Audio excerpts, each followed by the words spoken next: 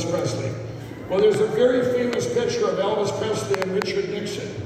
And I thought to myself when I was a kid, wow, you got to be Elvis Presley to be able to meet a president. That's how I felt back then, right? So I walked into the White House, and I was invited for this manufacturing thing, summit. I'd never been in there before, and the third picture in was that picture of Elvis and Richard Nixon. And I'm going, and I couldn't believe it, and I'm going, God, this is surreal.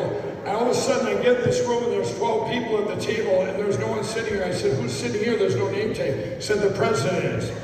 And now this went live on TV. It went live on TV, and I'm sitting next to President Trump, and all my friends are going, what is this crack addict sitting next to the president? Jesus is real because this is impossible. Yeah!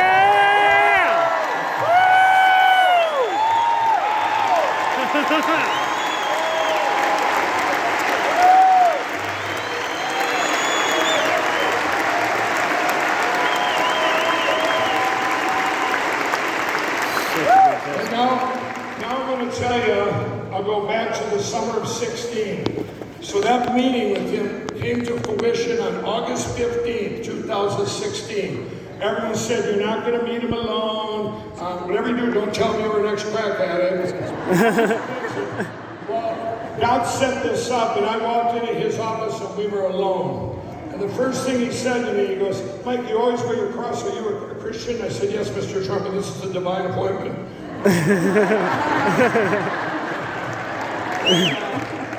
But I noticed right away from him, he was so easy to talk to, and we talked about, it was amazing. We talked about, he says, Mike, you make your pillows here, manufacturing, I want to bring the manufacturing back. And I was like businessman to businessman. He wanted to know my opinions on stuff. And I said, you know, I used to be a crack addict.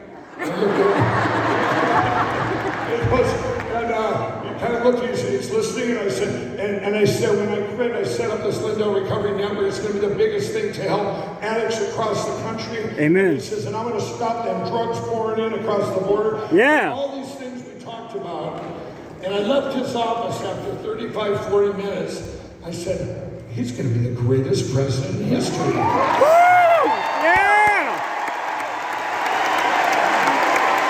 That's good. And he is.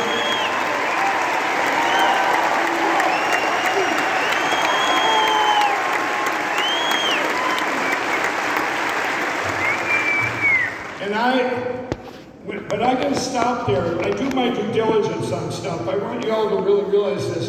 I go, did I just see this? This would be amazing. He had no agenda other than to help his country and help people. Believe me, I've been in all walks of life, and I see through. I can read someone. I had a bar for 13 years. You learn to read people. It's not a good place for an addict. Yes. But I went around and I talked to his employees, and every single one that I would talk to said the same thing. He's a great man, a great boss, a great leader, and he had personally done something personally for each one of them that I couldn't believe it. Wow, this is so great. I couldn't wait to go back to Minnesota to tell my media. Remember, this is August of 16.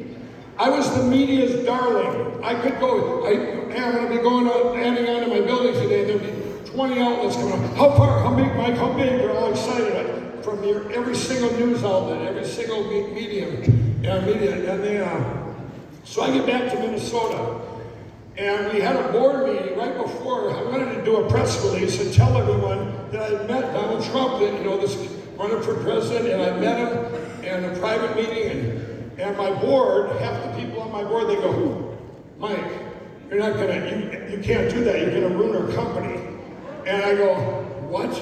And I go, so I walked outside. I was so mad. I was outside the office, and my CMO, she came out. She goes, we didn't get this far by you not listening to God. And I go, that's right. I went back in there. I said, we're doing that press release because we didn't get this far by not listening to God. Yeah.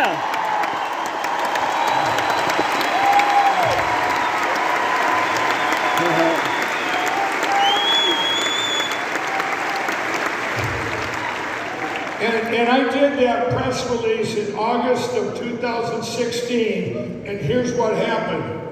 It was crickets at first. No, they didn't call, they didn't write, and then it came. The social media and the hate that poured out, they called me a racist, they called me everything you could think of. The Better Business Bureau, terrible outfit, took my rating of MyPilllow from an A+ to an F. I was attacked by truthandadvertising.org, a very bad organization, but they just attacked me. I go, what did I do? I felt really bad that I had done something when all those people, I thought they were real people, these bots and trolls.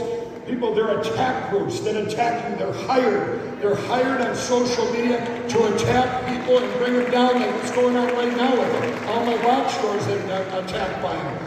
But anyway, that was my first taste of it. And so I learned in 2016, going into 17, I learned out there that these weren't, this wasn't real. And then some people piled on, of course, but I had done nothing wrong. I had done my due diligence.